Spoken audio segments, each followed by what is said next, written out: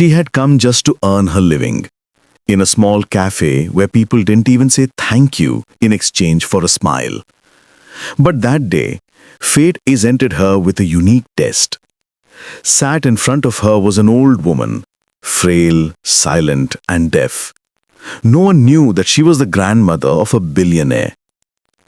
When the black waitress placed water in front of her, people looked at her with mocking eyes. Some whispered, some laughed, but no one knew that a few moments later, the same woman would reveal a secret that would shatter everyone's imagination. A moment that would prove that a person's worth is not determined by color or wealth, it is determined by the heart. She woke up every morning before the sun rose, in the room of the old apartment whose windows let in little light and a lot of noise. Her name was Maria, a simple but strong woman who had learned to turn life's taunts into smiles. She was a waitress in an old cafe in the city, where rich people came, ordered, and left without looking back. For Maria, it wasn't just a job, it was a responsibility. A sick mother, a studying brother, and a dream. One day, we will have our own restaurant where there will be room for everyone, without restrictions of color or status. But the world isn't always kind to dreamers. Often, customers would talk to her as if she weren't human, just a shadow. She would smile, but there was a hidden silence deep inside, which deepened with every taunt. Everything seemed normal that day, until the woman came in. An elderly woman, white hair, tired eyes, and that silence, which wasn't of the ears, but perhaps of the heart. Maria had no idea that she wasn't just serving a customer that day. She was taking a test that would change everyone's perspective. Maria slowly placed the water in front of the old woman. The woman looked up, but there was no expression on her face. Maria gave a faint smile, but whispers began to rise from the tables next to her.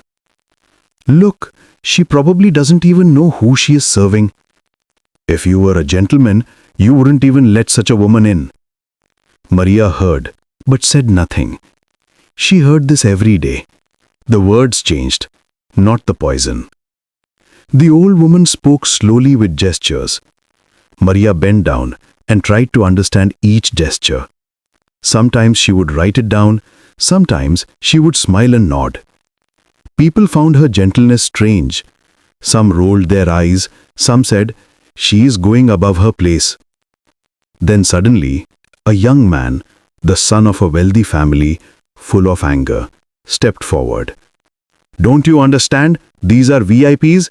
People like you always make mistakes." Maria stepped back, her hands shaking. She said softly, "I'm trying, sir." But in the silence of the cafe, no one heard these words. The old woman saw everything. Not her ears, but her heart was listening. She took Maria's hand, a touch which had more than sympathy, truth. The manager stepped forward. "Maria, you go back, I'll take care of it." It was a single sentence, but behind it lay an entire system. The same system that measures a person's worth by color, status, and power. Maria stepped back, tears in her eyes. But a fire burned in her heart, silent but bright. At that moment, the old woman opened her bag, and everything began to change. The cafe was silent. Everyone's eyes were on the old woman. She took a slip from her purse, wrote something, and handed it to Maria. Maria's hands were shaking. The slip read, "You have a dignity that many rich people don't." Then the woman stood up. Everyone was shocked. She took a card from her bag. "Evelyn Harper, Chairperson, Harper Industries." The silence was broken. This was the same company owned by the city's biggest billionaires. The manager stepped forward. "Oh, Mrs. Harper, we didn't know." He stopped her with his hand. "You don't know. You needed to see." There was calmness in the voice, but strength. "I wanted to see how you treat an ordinary black woman. And today, you all showed your faces. She approached Maria and held her hands. From tomorrow, you will be the head of my new community restaurant. There, you will decide who deserves respect. Silence fell in the cafe. Maria's tears were flowing, but for the first time she looked strong, not weak. The door closed, and a distant silence became a lesson. A few days later, a new sign appeared in the middle of town. The Harper Table, a place where everyone is equal. Below it read, "Managed by Maria Lewis." The same Maria, who had been the object of ridicule until yesterday, had today become a symbol of honor and humanity. She would say, "There are no waitresses, no customers, just humans." People would come, eat, and think quietly. Someone's color, someone's wealth, all seemed meaningless. The townspeople would say, "This is not just a cafe, it is a lesson, a silent but living lesson."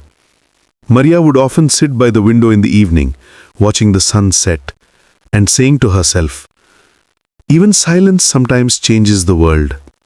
The camera slowly zooms out. The narrator's voice fades. This story is not just about Maria, it's about all of us who still have to prove our humanity today. Color, language, or status, whatever it may be, if respect has to be taught, then perhaps we haven't understood humanity yet. The final sentence appears on the screen. Sometimes silence is not weakness, it's a mirror, and silence can speak volumes.